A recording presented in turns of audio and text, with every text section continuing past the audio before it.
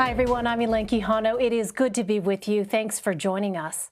The fate of the next coronavirus relief bill hangs in the balance. And while both sides have expressed a willingness to reach across the aisle, Democrats and Republicans are at a significant impasse as to how much to spend. Today, President Biden met with Senate Democrats on the American Rescue Plan. They're pushing forward on a $1.9 trillion bill. Some Republicans have tried negotiating a smaller proposal with a $618 billion price tag. Mr. Biden told our Ed O'Keefe he thinks his plan will get Republican support. Oh, we'll get Republican support. I think we'll get some Republicans. Meanwhile, the Republican Party is deciding on its future by deciding the fate of two lawmakers. Wyoming Congresswoman Liz Cheney has faced backlash from some of her colleagues over her vote to impeach former President Trump. Republicans are weighing whether they want her to still be a part of leadership. Meanwhile, the House Rules Committee weighed a measure to strip Georgia Congresswoman Marjorie Taylor Greene of her committee assignments. Democrats want to remove her from the House Budget Committee and the Education and Labor Committee because of her embrace of conspiracy theories and suggesting her support for violence against Democratic members before she was in Congress. Democratic leader Steny Hoyer tweeted earlier there was, quote, no alternative but to hold a floor vote on the resolution to remove Congresswoman Greene from her committee assignments. That vote is now set for Thursday. In a statement, House Republican leader Kevin McCarthy said he condemns Congresswoman Greene's comments on school shootings and anti-Semitic conspiracy theories, but he did not say he would do anything to change her committee assignments. Caitlin Huey-Burns and Natalie Jennings join me now. Caitlin is CBSN's political reporter, and Natalie is editor at The Fix for the Washington Post. Welcome. It's good to have you both. So, Caitlin, what are the pluses and minuses here for lawmakers in both parties when it comes to this vote? Well, let's focus on the Democrats first because they are the ones pushing for this vote tomorrow to strip Marjorie Taylor Greene from her committee assignments. They're making the calculation that because there has been no action on the Republican side, and you just read that note from McCarthy, while he condemned her, he is not going to take away her committee assignments. They are trying to do it themselves, and they're arguing that this action needs to happen because of the inaction from Republicans. And they're making the calculation that by putting this to a floor vote, they're also going to have to get all Republicans on record about whether Marjorie Taylor Greene should be in a position to hold these committee assignments. And this comes as Democrats, as they're trying to plot the next 2 years to try to hold on to their majority in Congress, want to paint the Republican Party with this kind of broad QAnon conspiracy brush. There is, however, a cost to that potentially, and that is setting a precedent for the majority party to determine minority committee assignments. And that's what we're hearing from Republicans. Interestingly, in a Rules Committee hearing that just happened, Republicans were making an argument solely based on process. They were saying that, look, Taylor Greene's comments were reprehensible. We don't agree with them. She shouldn't have made them, but we disagree with the process of how this is going, and this sets a precedent for the majority party to determine whether the minority party can have committee assignments, and then it kind of opens the floodgates to taking people off committees. So very interestingly, they're focused on the process more than the actual behavior, and that's something that we saw throughout the impeachment process last month, the argument that Republicans were trying to make. Look, we don't condone the president's behavior, but we don't agree with the process. We're kind of hearing that same argument now. How Republicans are thinking about this, I mean, when you are in the minority party, you are constantly thinking about how you can get back into the majority party. They're looking at political calculations as well. On one hand, the party has hemorrhaged support among key constituencies like white voters and college-educated voters. On the other hand, they still need to keep Trump's base within their fold to be able to win elections. And so they're trying to kind of balance all of that. They don't want to be tied necessarily to Taylor Greene, but they also don't. They also kind of want to unite against the Democrats here. So this could put them in a very difficult position. And Republican strategists I've talked to have said that House members need to make their own decisions and they run their own individual races. But certainly this complicates their effort to promote their own policies and try to kind of unite against the Democrats. So that's kind of the political dynamic happening ahead of this vote tomorrow. And Natalie, to Caitlin's point, it's not just Democrats who are speaking out against Congresswoman Greene. Some Senate Republicans are as well. That's been fascinating to watch. But removing someone from their committee assignments isn't a common thing. Has it happened before? It has. This one is a little unique in that the majority will be making the determination, but there is a history of using it that's really been perpetuated in this century. Starting about 20 years ago, a member from Ohio was removed. He was later indicted. And then after that, there's been a good bit of this. The most direct parallel, and the most recent one, is to Steve King, the former congressman from Iowa, who had a long history of using really inflammatory rhetoric, particularly about immigrants.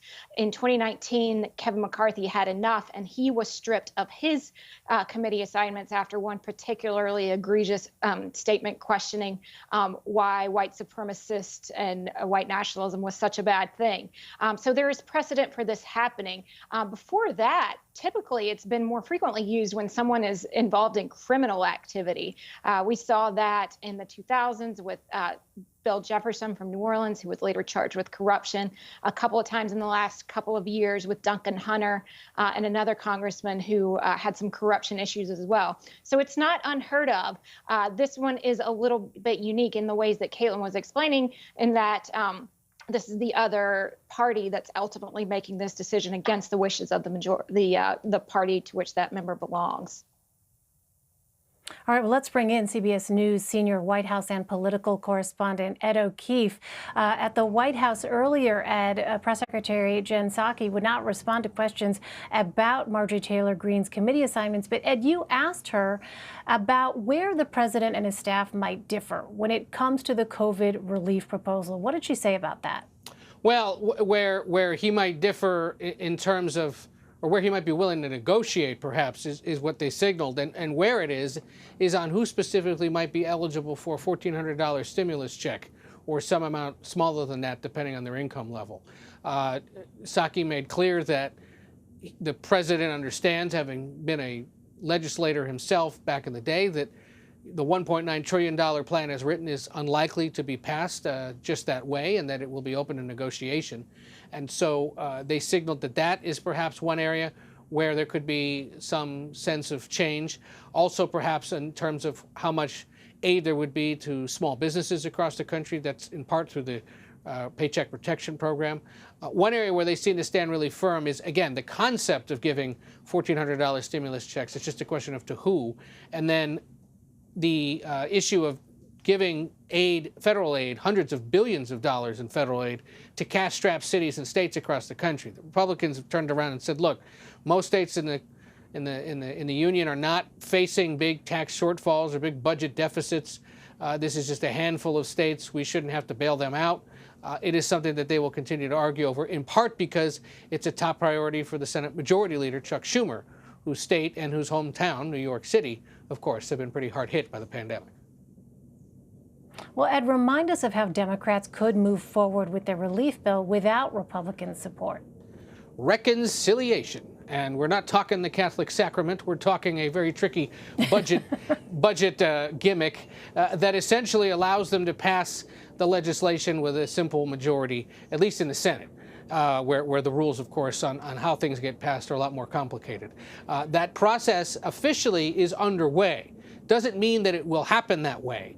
But by starting the process and passing these budget resolutions in the House and the Senate that would allow them to use these rules, they are essentially putting in place an insurance policy that if there are no significant changes made, if there is no bipartisan agreement, even if it's just modest, they will at least have this underlying debate already started, in essence. and be able to pick it up and pass it with just Democratic votes. But the president said today in the Oval Office he's still convinced that there will be at least some Republican support. Where that comes from, how it gets worked out is unclear. Among others, you saw Mitt Romney up on Capitol Hill today say, look, if he doesn't come off the $1.9 trillion price tag, it's unlikely he's going to get any Republican support. So negotiating continues. This is the way it works, or the way it usually works, in that you have members of both parties talking it out, the two sides digging in a little bit and starting to signal where they might be open to some negotiation. Yeah, it's a process that we haven't seen play out like this in many years. Right. Ed, let me ask you about the other end of Pennsylvania Avenue for just a moment. So Senate Majority Leader Chuck Schumer and Minority Leader Mitch McConnell have now reached a power-sharing deal. Given the 50-50 split in the Senate, what is able to happen because of that? In essence, those Republicans who've been running committees now hand the gavel over to the Democrat, the top Democrat on the committee, and allow them to run the show. That was essentially the big holdup, is that you weren't allowing the new majority party to begin organizing those committees and putting new members on them, setting new rules, and setting the calendar until this power-sharing agreement was approved. And it was just approved moments ago by unanimous consent in the Senate. So it is similar to the agreement that was struck back in 2001 between Democrats and Republicans at a similar 50-50 split. In essence, it sort of lays out the rules for what happens if there's tiebreakers in committee, and in other ways essentially allows Democrats to start plowing ahead. This could potentially speed up the confirmation process for several of the remaining cabinet secretaries. It will allow, for example, the Judiciary Committee to begin considering potential judicial nominees for vacancies across the country and start to do, from a Democratic perspective, what Republicans spent so much time doing over the last several years by filling the federal bench. And, you know, in other terms, essentially, it makes Chuck Schumer officially the majority leader and Kamala Harris potentially a tie-breaking vote as the vice president. Caitlin, let me ask you about this relief bill. A new Quinnipiac poll finds nearly 7 in 10 Americans support the Biden administration's proposed relief bill. So does the White House see much of a downside in pushing forward with it at this point, even if it doesn't get any bipartisan support?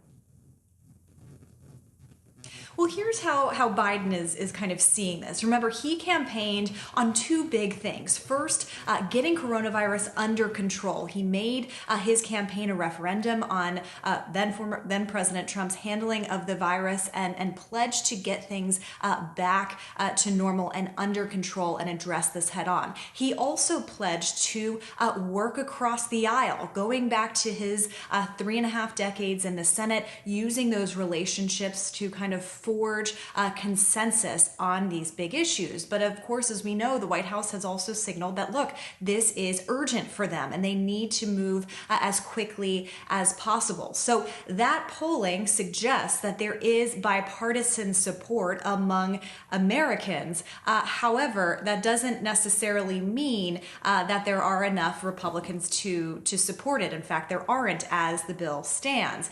So there would be a difference, of course, if no Republicans supported it, but the American people did. But what they're hoping to do is what a lot of administrations would do, which is use that kind of public sentiment to apply that pressure to Republicans and try to kind of gain support that way. Because all of these lawmakers are looking at these kinds of data sets. They're talking to constituents. They're seeing that coronavirus, of course, does not affect only blue states or red states. It's affecting everybody, and they have to address this in some way.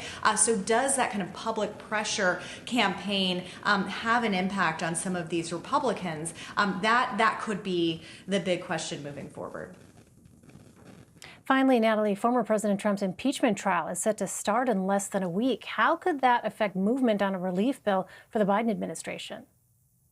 Well, it's going to affect everything that has to go to the Senate. And this is beyond getting Biden's administration officials confirmed. This is the most important, most urgent thing. The Senate did set itself up today, this week, to move unilaterally, to not have to negotiate with Republicans by passing a measure that allows for the budget reconciliation process to move forward. So they kind of checked that box. But politically and procedurally, all eyes are going to be on this impeachment trial, which senators are, once this trial gets going, sworn to be in starting at midday every day. All business halts.